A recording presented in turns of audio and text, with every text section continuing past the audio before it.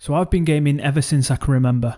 My first console was the Sega Mega Drive, and I've owned every PlayStation ever since the release of the PlayStation 1. Unfortunately, I missed out on the original pre-orders of the PlayStation 5. However, in January of this year, I was lucky enough to purchase one directly from Amazon, and I've been using it for around 5 months now.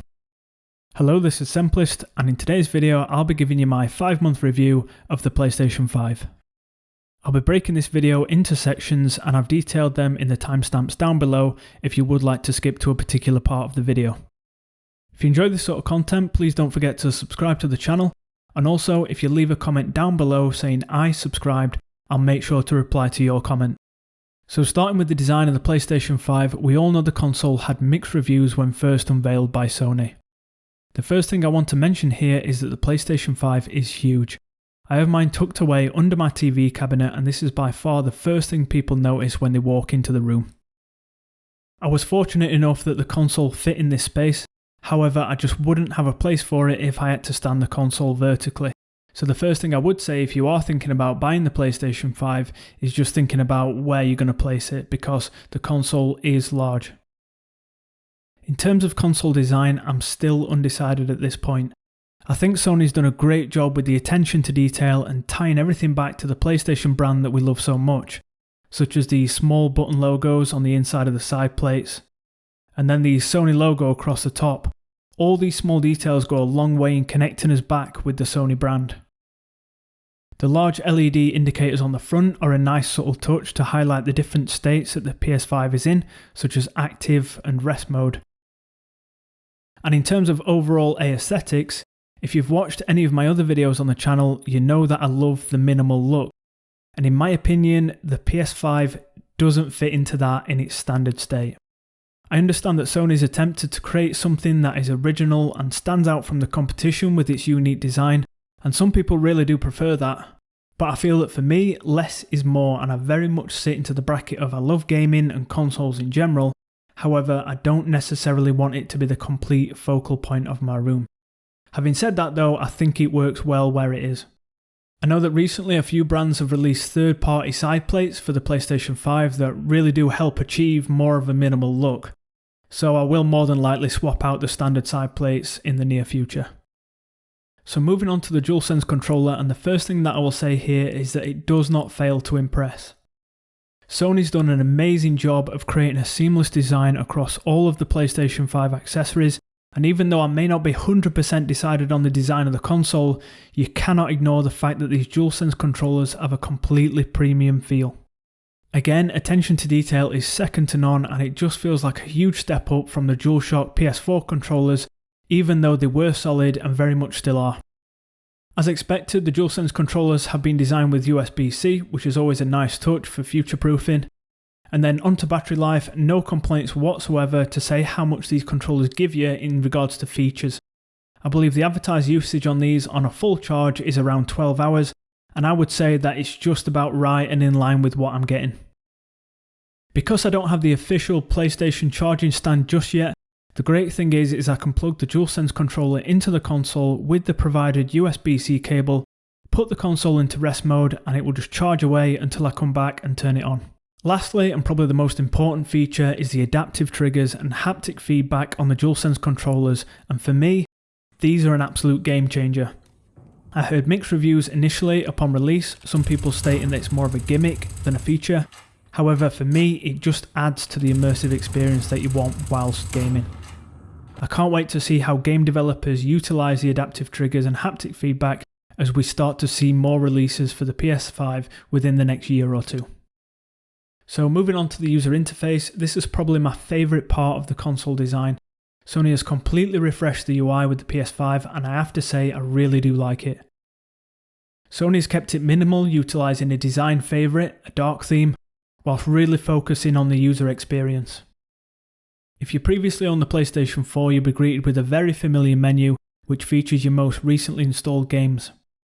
As you start to browse through these titles, you have these amazing splash screens for each game, and another note to add here is that whilst you are on the splash screen, it will play the soundtrack from that particular game, and I think this is a really nice subtle extra that adds to the whole experience. The new UI is heavily reliant on floating cards, and this makes the user interface really easy to navigate. The area of the UI which stands out is the newly introduced control center. Here you have quick access to features such as having the ability to switch between recent games and application, and also adjust your mic setting whilst in game by just pressing the Sony button on the DualSense Controller. It just makes everything so much more accessible without going all the way into the main system settings menu, again just adding to that user experience. Sony has also completely separated games and media, which I think is a great move, as it allows you to be able to quickly sort through your installed games rather than having applications such as Netflix and Spotify in the mix. Now if I want to watch a film or listen to music through the PS5, I've got a separate menu to do that. Exploring the PlayStation Store has now been seamlessly integrated with the native UI, allowing you to access it straight away and begin browsing without having to access a separate application as we did previously with the PlayStation 4. So on to PS5 games, and whilst there have been some strong but limited games upon release, I feel that I've had no shortage of games to play. I would say my favourite so far has to be Spider-Man Miles Morales. I really enjoyed Spider-Man on the PS4, and this game really does build on that, showcasing amazing next-gen graphics, super fast load times, and I think Miles Morales does an amazing job of utilising the DualSense Controller's features. I'm also fortunate enough to have a next-gen capable TV, so being able to play PS5 titles in true 4K at 128 FPS is just absolutely mind-blowing, and it truly never fails to impress every time I play the console.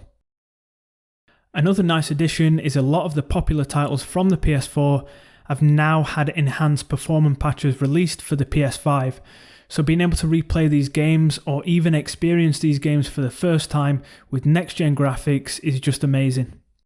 So lastly, I want to talk about storage, and I've got to say straight out of the gate it is extremely limited on the PS5.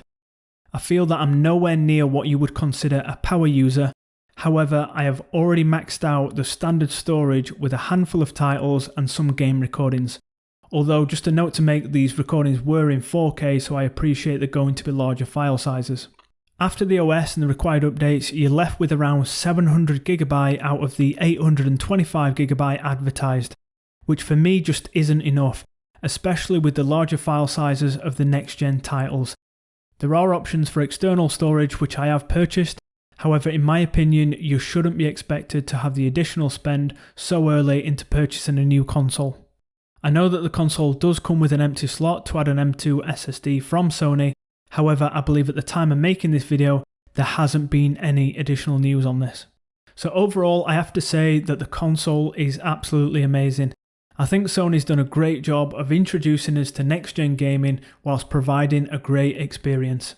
The console itself has everything required to deliver what we would expect from next-gen gaming.